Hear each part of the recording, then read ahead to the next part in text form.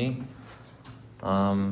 Today we will study additional advanced DQ network. So in previous class we studied double DQN, which is the first advanced DQN, and today we will study several more advanced DQN, like dual link DQN and prioritized experience replay and rainbow. The first one is dual link DQN. So dual link means like so dual, you know dual, right? Dual. There are some two things. Two things have some complementary relationship. So one has. So there are two things. We will. We will decompose Q to the value and advantage. We will decompose Q function to the value and advantage function, and these two value and advantage function are in a complementary relationship. So then why we are going to decompose Q function to the value and advantage? So we know value, but we haven't learned advantage function. We will learn soon. But so in previous, so far our DQ network takes a state, right? State, and then there is some DQ network and outputs Q values for all actions, right? Q as A1, Q as A2, Q as AN. That was the typical architecture of our DQN so far, but actually this kind of direct Q learning, this kind of architecture is called direct Q learning. It has some problems actually. So there are three problems. The first one is redundant updates. In many states, the choice of action doesn't significantly affect the outcome. Standard DQN wastefully updates all Q SNA values for every action. So the Q function is a kind of, it tries to learn joint distribution of state and action, right? It tries to fill all numbers of 2D table SNA, which is a joint distribution of SNA. But in many cases, like for example, let's say you are driving a car on the highway, then there's no car. There's no car. Only if you're driving a car on highway, then no matter which action you take, like going right, going left, going forward, accelerate, it doesn't matter. It doesn't matter the Q function, right? So that means in many cases, action actually doesn't significantly affect the outcome. But standard DQN wastefully updates all QNS and A values for every action. So it needs to learn for each state. Let's say there are many possible actions, but it tries to learn all possible actions, although all numbers which belongs to the same state do not differ much. So that is the one problem, redundant update. It needs to learn all possible combination of SNA, although in many cases, the choice of action doesn't significantly affect the outcome. That is the first problem of direct Q learning. And second one is slow generalization. Learning about one action doesn't immediately help the agent understand the overall value of the state VS value, leading to slower convergence in complex environments. That is also true, right? So for the same state, SNA, Q, SA2, Q, SAN. So there can be some Q functions that is highly dependent on state, not actions, right? But the direct Q learning needs to, let's say our Q network learns some combination of S and A1, but it has no, for other actions like A2 or AN, it has no idea how the Q values will be, right? Although it learns some Q value for a specific combination of S and A1, it actually has no idea how the Q values will be for remaining combinations like SNA2, SNAN. So that makes convergence slow. Although it learns something from specific combination, it actually struggles to propagate this knowledge to remaining combination of state as other combination of state and action. That makes generalization and convergence slow. And the third one is lack of state awareness. It's hard for a single Q network to distinguish whether a high reward is due to a good state or a specific good action. That is also true. So it tries to learn joint distribution of S and A. But let's say as for a specific combination like a S and A1, it gets a high Q value. But the network actually without huge amount of training set, the DQ network, it is very hard for a single Q network to distinguish whether this kind of high reward from specific combination of S and A1 is from S or A1. It is very hard to know without huge amount of training set. Of course, if we have huge amount of training set, then we can learn perfect joint distribution. But the motivation of ARA is like we do not have enough training set. So we try to get training set from its own model. So without this kind of high quality, huge amount of large scale training set, it is very hard for a single Q network to distinguish whether this kind of high rewards for a specific combination of S and A1 is from good state or good action. So that is the motivation of this kind of dual deep Q network, which tries to decompose Q value to value and advantage. That is the motivation of this kind of dual deep QN.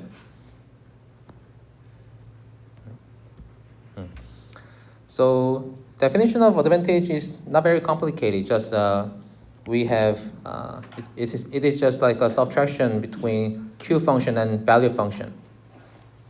So let's say advantage is larger than 0. Then our gradient is pushed in that direction. But if A is negative, then our action is worse than the average value of the state. Our gradient is pushed in the opposite direction. So Vs could be seen like a marginal distribution of Q function, right? Marginal distribution of Q function.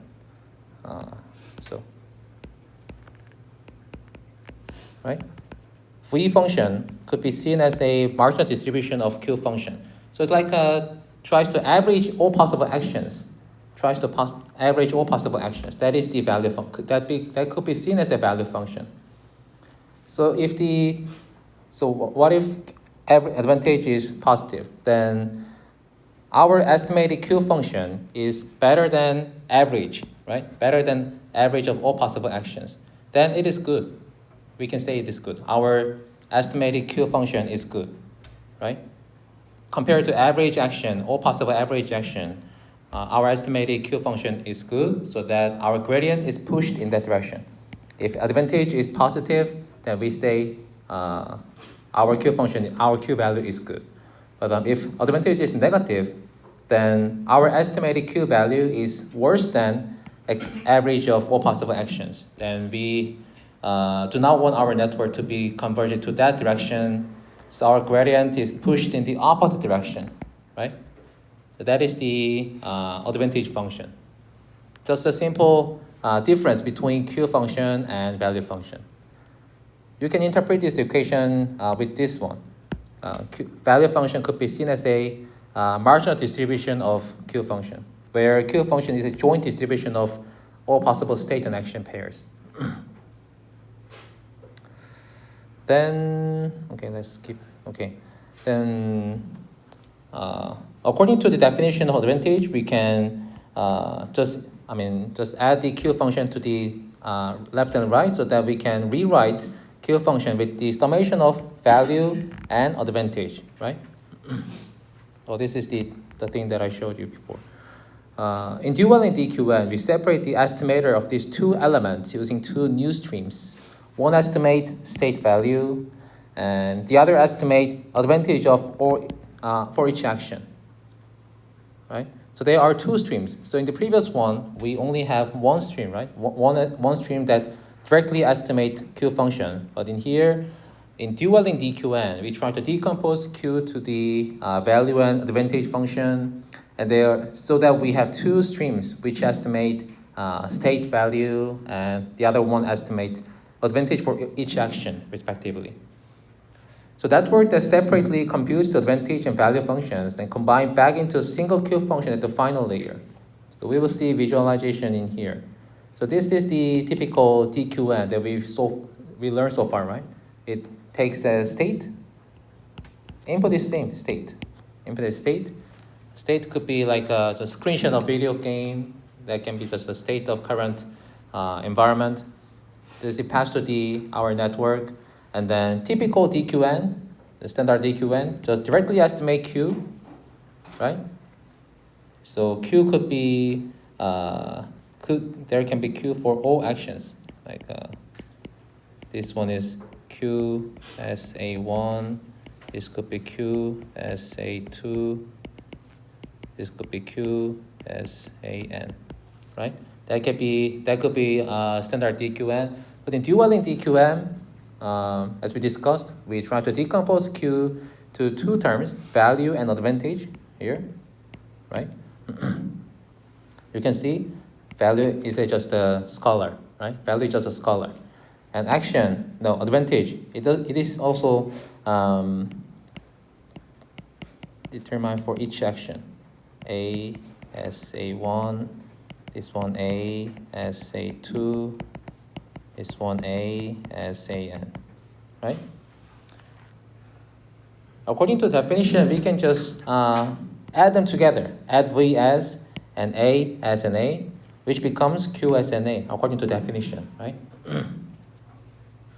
But that is the dual-link DQN. We try to decompose Q into value and advantage, and combining them together, just summing them together, which becomes Q function.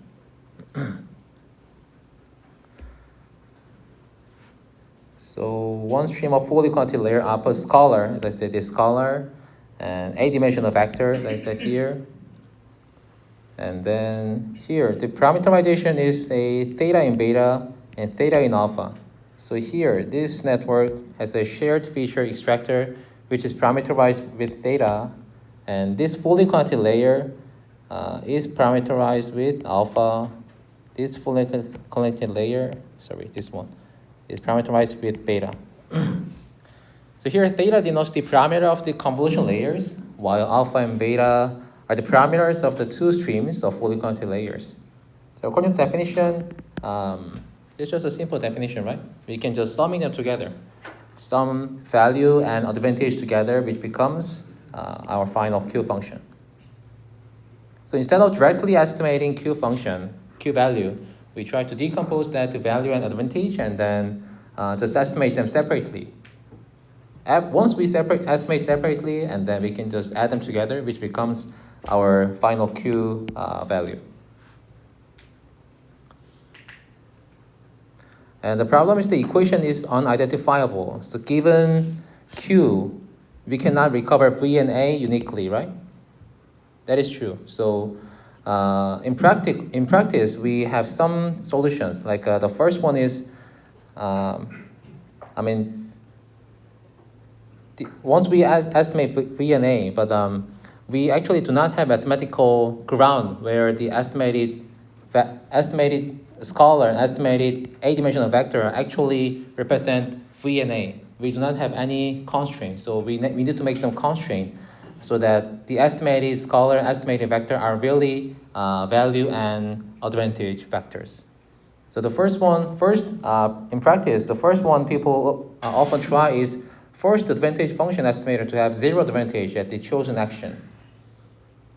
Why we do this? So actually that makes sense because for the optimal action, the advantage should be zero because of this one, right?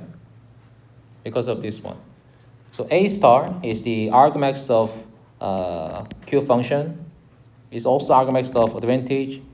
And according to definition, Q as A star, parameterized theta, alpha, and beta should be equal to value of state, right? That is true. That is true according to definition of value function. It tries to estimate the optimal reward according to Bellman equation. It tries to get maximal reward, right? So given optimal action, A star, Q and value should be the same. To make this to satisfy this constraint, we introduce this kind of additional one. This is additional one, which subtracting maximal advantage with the optimal action, right? So that we can make some constraint when we adding them together to the Q function. That is the first constraint that we try to make the network stable, and so that the estimated skull and estimated vector are really value and action advantage functions. So that is the first thing that people often try, but unfortunately this would make training a little bit unstable than the second one. The second one is it is not mathematically strictly correct, but it is what people often try. Just instead of subtracting maximum, it tries to just subtracting average of advantage. That is often what people do more often than the first one.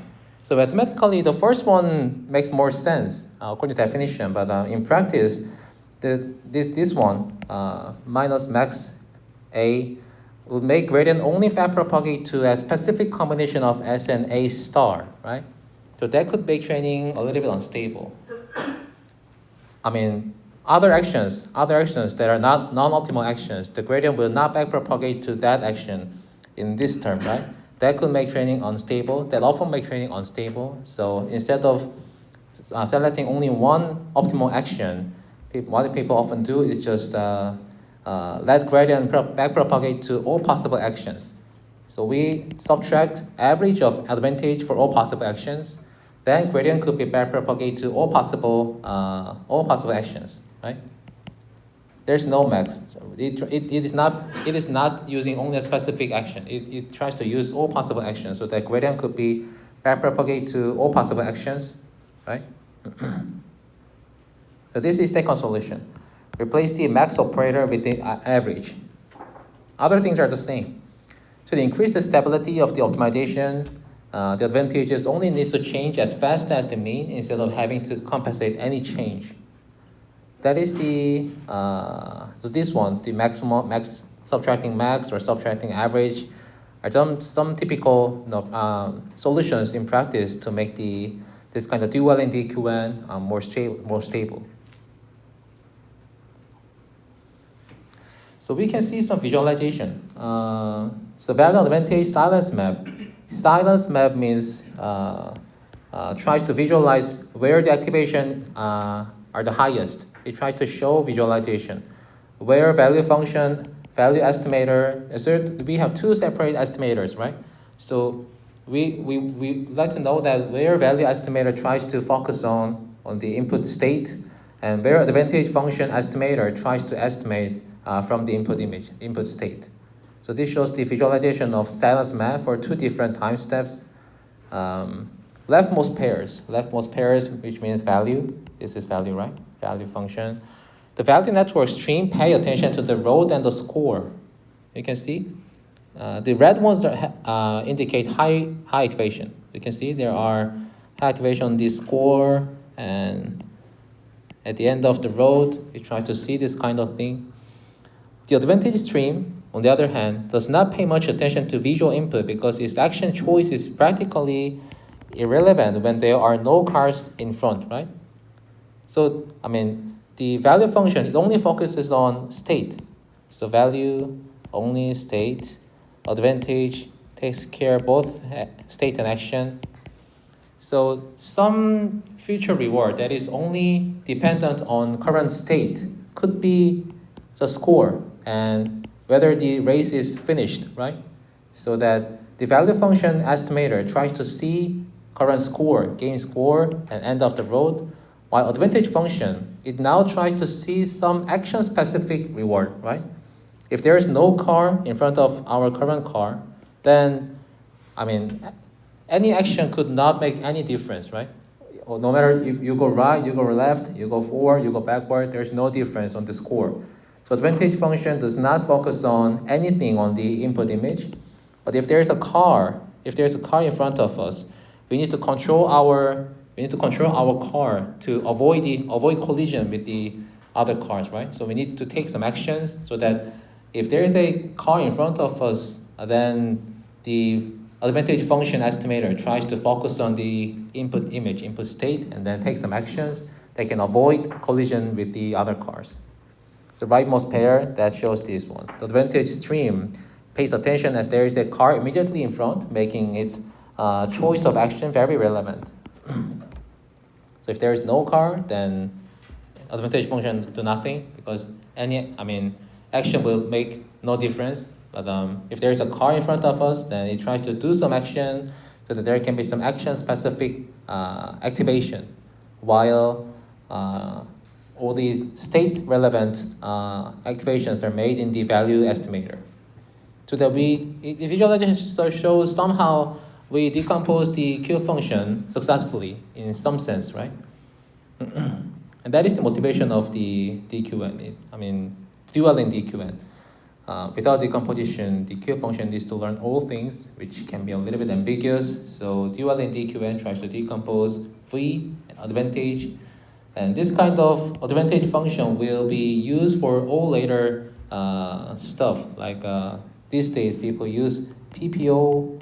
We will learn PPO after midterm. PPO to train some robots in the physics simulator. PPO is the most widely used optimization technique to train policy network for continuous action space. Advantage is also used in PPO. So advantage is very useful actually. Anyway, so this shows the successful visualization of value and advantage functions in dual and DQN. So intuitively, the dual-link architecture can learn which states are or are not valuable without having to learn the effect of each action for each state. The dual-link architecture represents both the value and advantage functions with a single deep model whose output combines the two to produce a state action value. So as I said, if we have enough training set, we do not have to do this, but if we do not have enough training set, we need to make some inductive bias or some mathematical constraint so that our network can be generalizable better and converge faster. So we try to introduce this one kind of introducing more inductive bias or mathematical constraint in standard DQN because we do not have enough training step. If we have enough training step, we don't have to introduce inductive bias. Oh.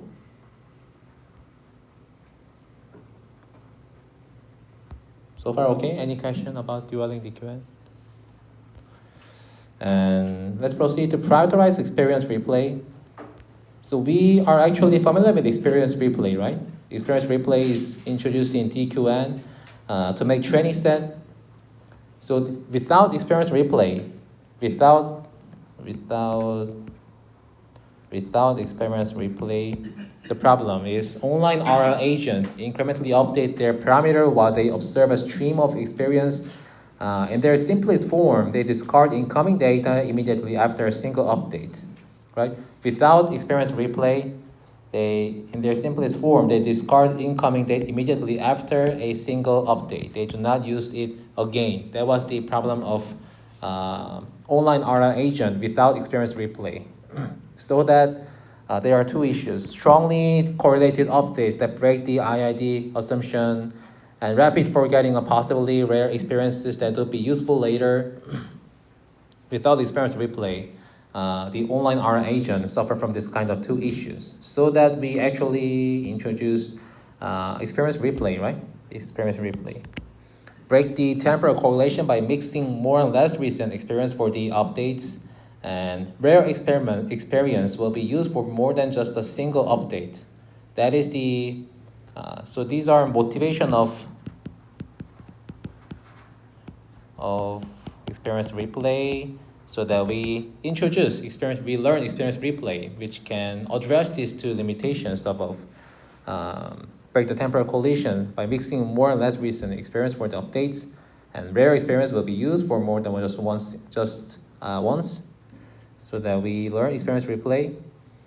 But actually, we can do something more on experience replay, which is called prioritized experience replay. So this is the same, experience replay the same, but we try to make additional one prioritization in experience replay. So this one shows the illustration of experience replay. So we can take some random action or some epsilon greedy approach action to take some action, and then we can get this kind of transition data in our online RL agent, and then we can save them. We can store such kind of old transition to our replay buffer, and then from this replay buffer, we can randomly sample mini batch, and then we can train DQ network. That is the philosophy of experience replay, right? So, and there are two design choices: which experiences to store, which experiences to replay, and prioritized experience replay is about this one: which experience to replay. So there are many experiences, right? In our experience buffer, we have many experiences, and then which experience we need to replay so that we can make our DQ network generalize better, converge faster. So that is the motivation of prioritized experience replay. From its name, we can know that there are going to be some prioritization in experience replay. So there are many experiences, right? There are many experiences.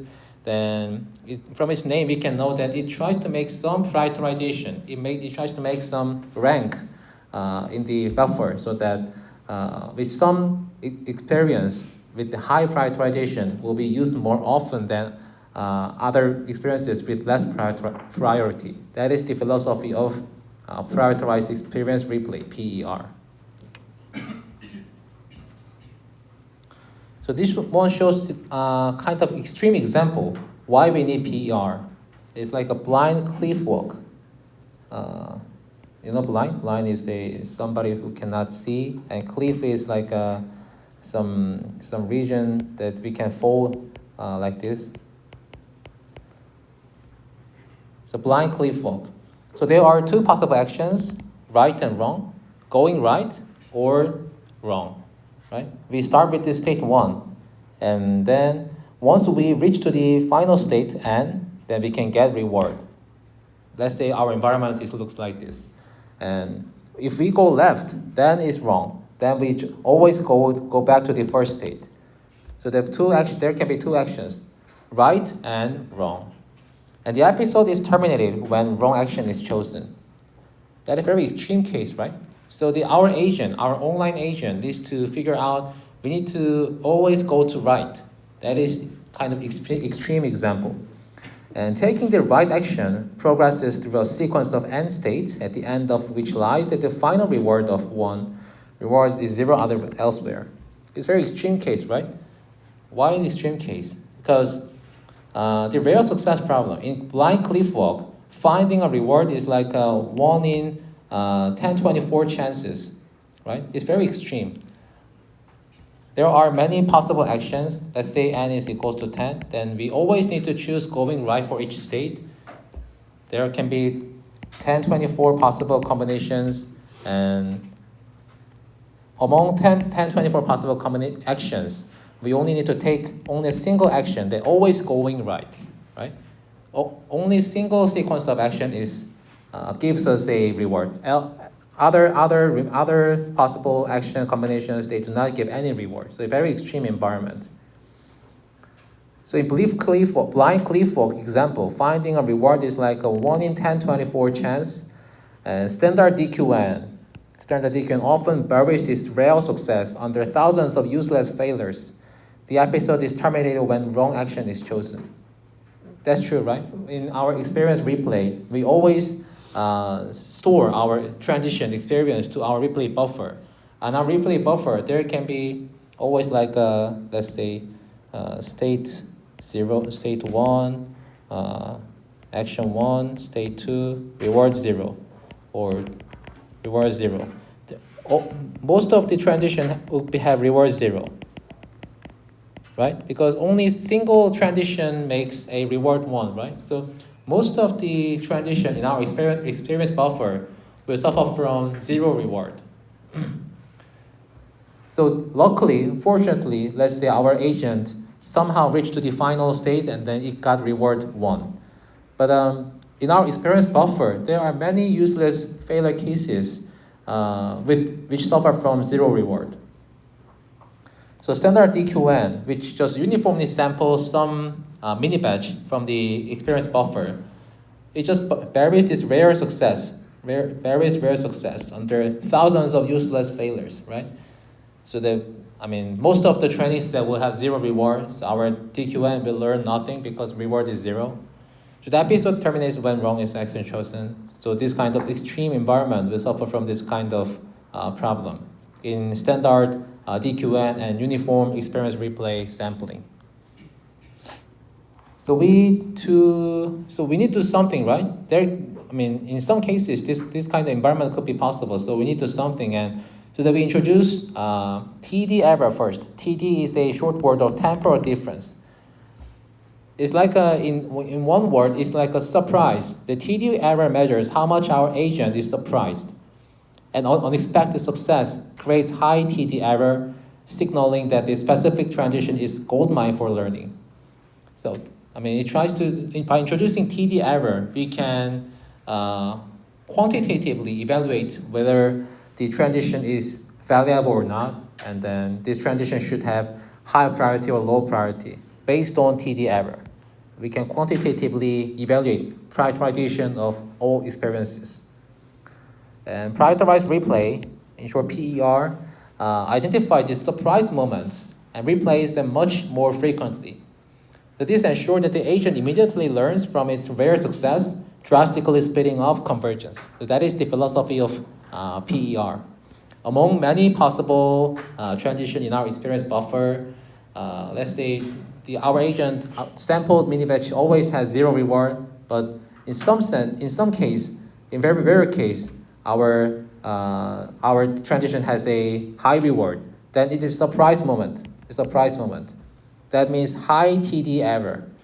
The TD error measure how much the agent is surprised, so that high reward is a good thing for us. If we find a transition in our experience buffer with high TD error, then we need to then have high prioritized than other transitions.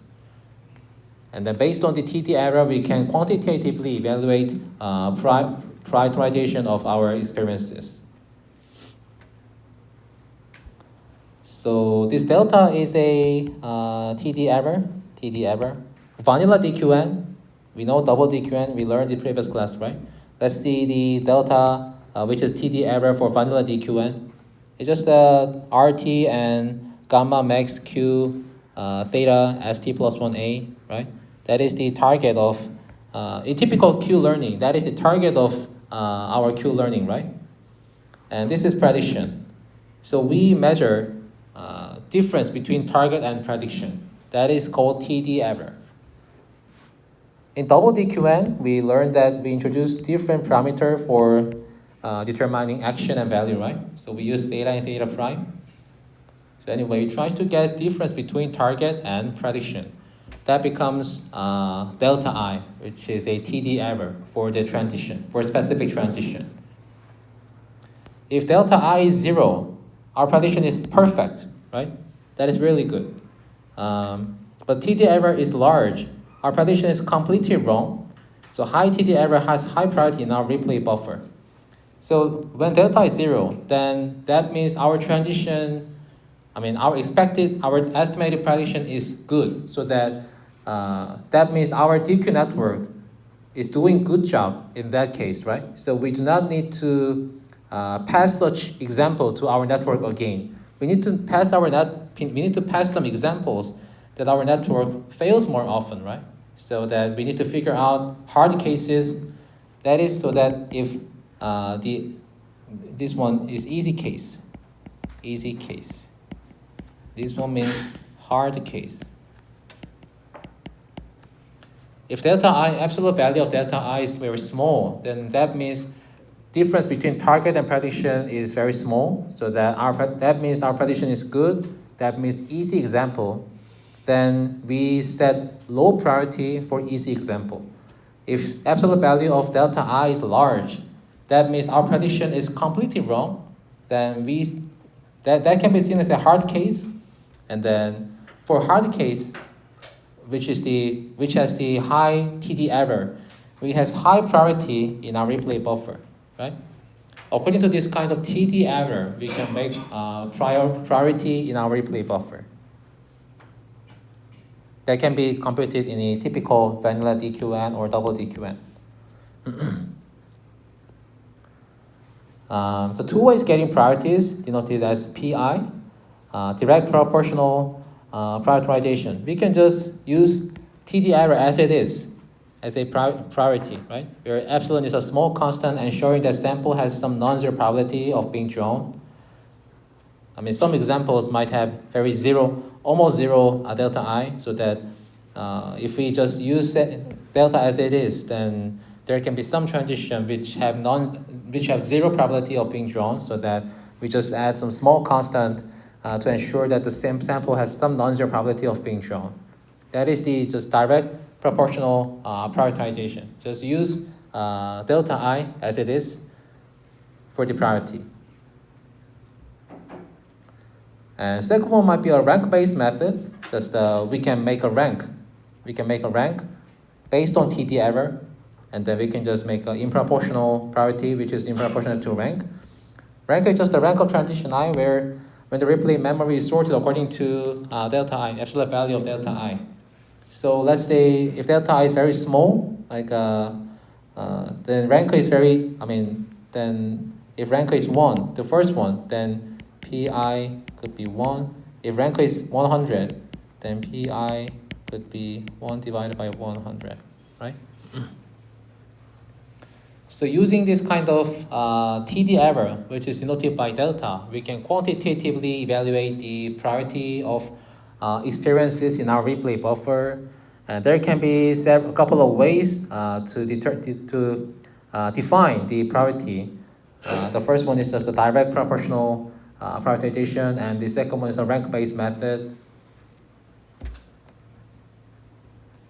So that without just uniformly randomly sample mini-batch from our experience buffer, we can make some smart way. We can try some smart way, and then we can focus on hard examples where prediction and target is very different in our experience replay buffer. And so far was a deterministic approach. So just use priority. And then according to the priority, just we can draw some examples, but then we can make a probability, which is become stochastic sampling method. So during exploration, PEI terms are not known for brand new samples, and solution is interpret between pure greedy prioritization and uniform random sampling. Then make this kind of probability for all samples, right? For all samples in our replay buffer. So where PI is larger than 0, is the probability of transition I. Alpha is level of prioritization. Let's say if alpha is a hyperparameter, let's say alpha is 0, then it's a special case, and then that is the actually uniform case, the standard DQN that we've learned so far, without this kind of prioritization. If alpha is 0, then all probability becomes 1, right? So that all experiences in our replay buffer has the same priority, so that there is no priority and just uniformly sample. And you might suffer from some bad case where for some environment with some extreme cases like a blind cliff walk. But if alpha is close to 1, then we get the full prioritization where sampling data point is more heavily dependent on actual delta I values, right? So alpha is a hyperparameter. How much you will focus on this kind of prioritization. If alpha is very small, then you just use the replay buffer with uniform sampling. If alpha is close to 1, then you try to fully utilize, to exploit the prioritization from the TD error, delta I. And this will ensure the probability of being sampled is monotonic in transition priority, while guaranteeing a non-zero probability even for the lowest priority transition.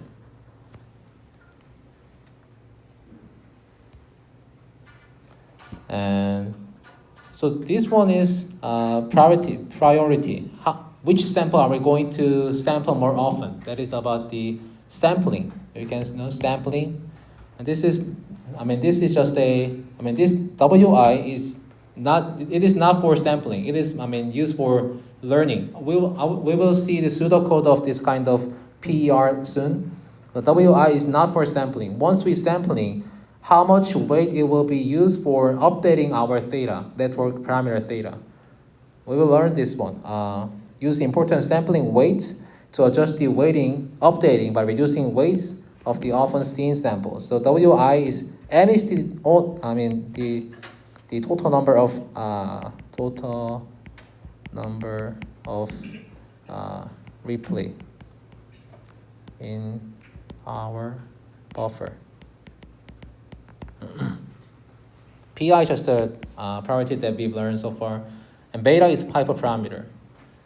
The beta is exponent, which control how much prioritization to apply, and of course we can, normalize weight. But this one is used for learning stage. You can see this one. So this one shows pseudocode of double DQN with proportional prioritization.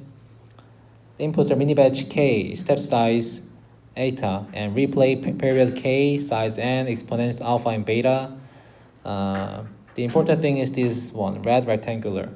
So we sample transition where PI, PJ is just a priority. And then, so here there's alpha, right? We've learned alpha in here, right? We can use, this small PI can be computed in either way, like a direct proportional prioritization, a rank-based method. Small PI could be calculated, and then we can make a big PI with alpha, right? With alpha. Alpha is hyperparameter in this algorithm, right? So there's a big PJ with alpha hyperparameter, so that we can sample transition according to its probability, and then we can compute the importance sampling. Here we have W. W is from this slide, W. W is with beta, right? Is with beta. So here alpha is used for the sampling, and then beta is to define WJ. And then we can compute TD error. TD error is like this one. We learned this, just the difference between target and prediction. And then we update, now we update transition priority with our TD error. And W is used in here, right? So it kind of learning rate of this specific experience, how much we will make weight for this specific transition when we try to update our network parameter theta. So alpha is used for getting probability, how much probability will we use to sample some experience in our replay buffer. That is used, alpha used for that case. And beta is not about sampling. It is about how much, it's like a learning rate. Beta is like a learning rate. How much we will give weight for this specific combination of S and A. And how much we will give weight when we update our network's learner parameter theta. So alpha and beta have two different roles. Alpha is about sampling. Beta is about like a learning rate. So this one, for all mini batch, we do this kind of stuff. For mini batch, we do this kind of stuff, and then finally we update our network parameter theta. Remaining things are the same, but the difference is that we have additional hyperparameter alpha and beta, right? But instead of just uniformly randomly sample experience in our replay buffer, we try to make prioritization and importance sampling weight, so that it tries to focus more on hard cases instead of thousands of easy examples. That is the philosophy of PER.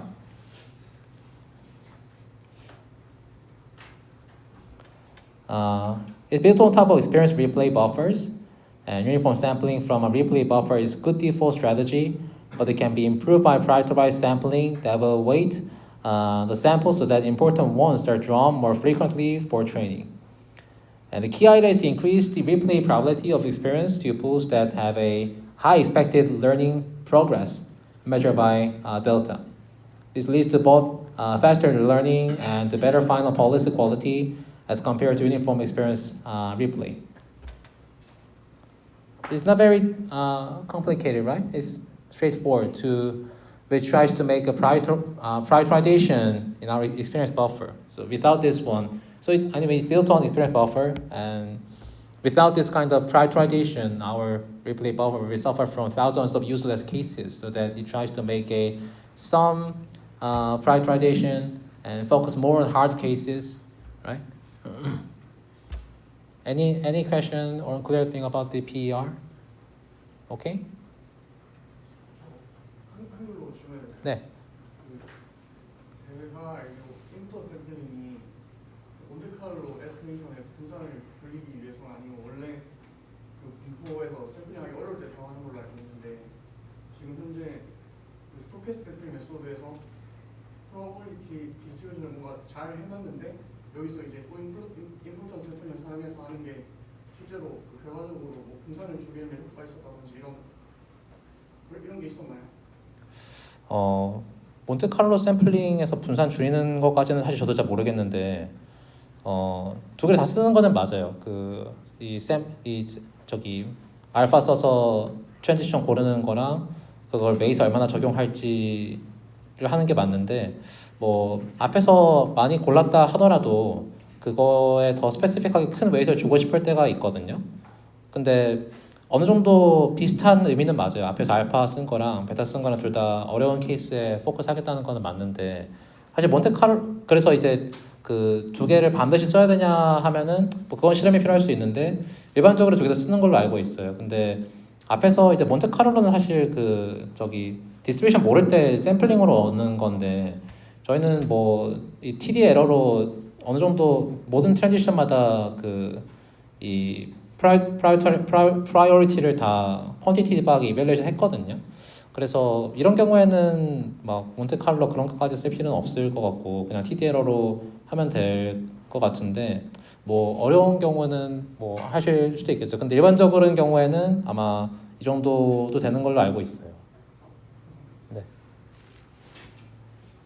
Anything is unclear?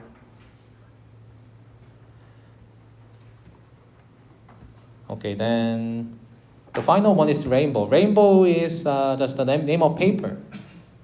It is published in AAAI 2018, combining improvement in deep reinforcement learning, and the author is from DeepMind.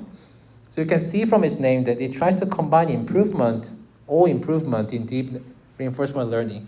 So from 2012 or 2013, there have been introduced many techniques to make RL stable or better, including these ones. So we actually learned many things so far. Double DQN, we learned this last time, right? Double DQN. PER, we learned this today. Dual and DQN, we learned today. N-step return, which is also called multi-step learning. We learned this in previous time.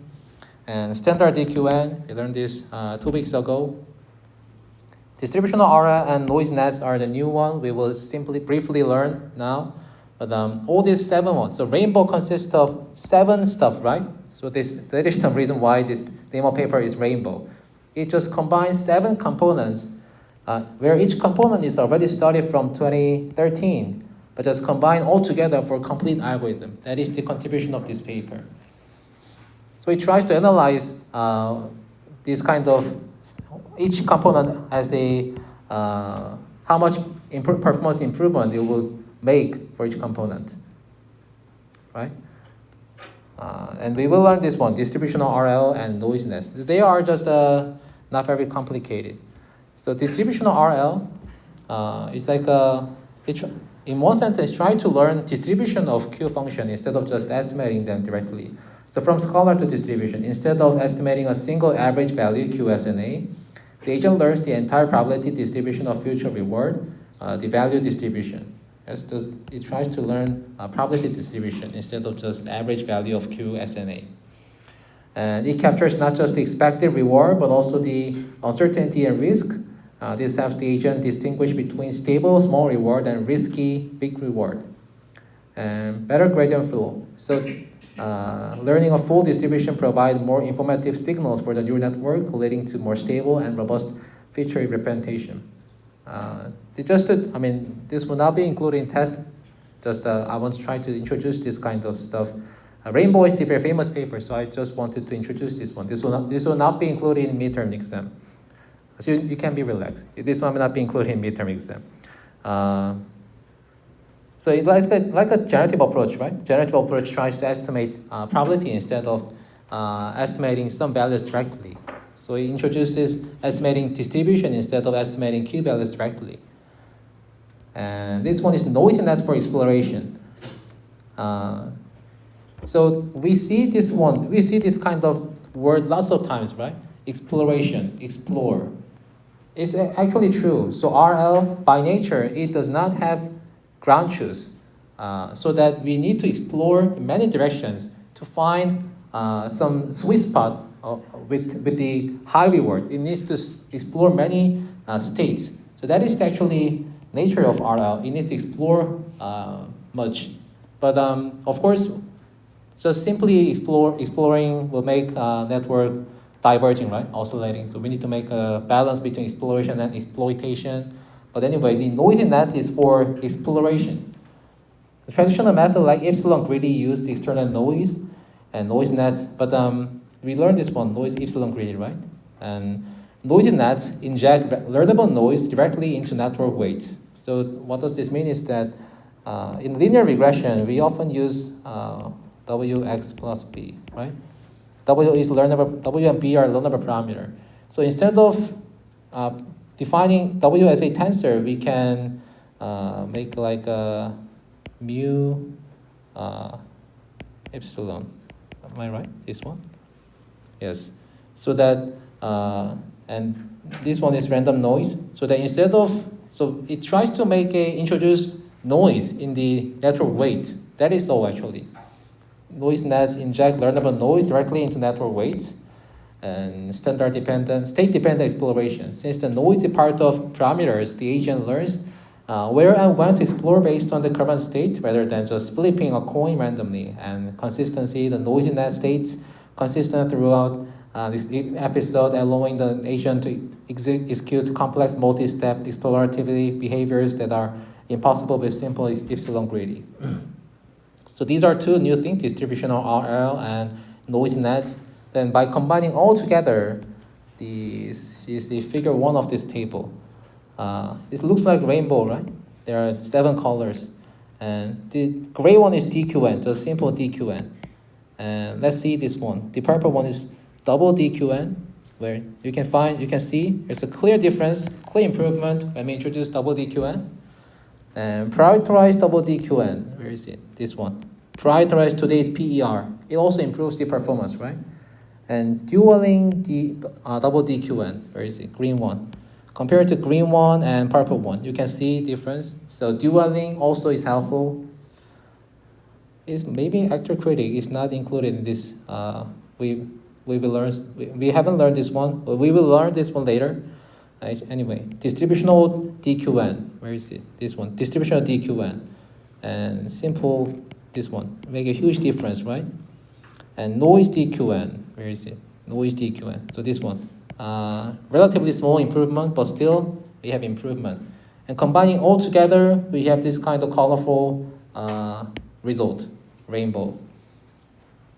So there have been many techniques to try to make RL stabilize and better, but this paper combines all things together and figure out whether they are really helpful, and how about combining all together for complete algorithm, so that the authors do lots of extensive experiments so that they figure out that combining all together brings good performance improvement. That is the conclusion of this paper.